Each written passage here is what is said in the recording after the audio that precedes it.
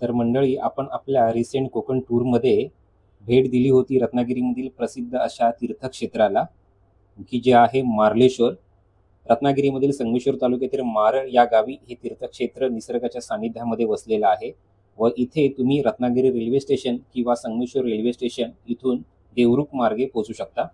मार्लेश्वर मंदिराची एंट्री तुम्ही पाहू शकता आणि हा आहे इथला निसर्गरम्य परिसर.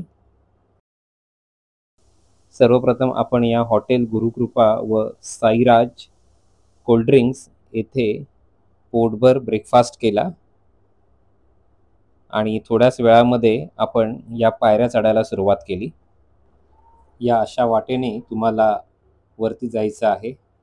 वरती जाण्याची जी वाट आहे त्याच्या दुतर्फा तुम्हाला अनेकशी दुकाने इथे दोन्ही बाजूला मिळतील, की ज्यामध्ये खाण्याचे पदार्थ आहेत. त्याचप्रमाणे ज्या लहान मुलांच्या जे टॉयस वगैरे आहेत किंवा देवाच्या ज्या वस्तू आहेत त्या तुम्हाला इथे आढळतील.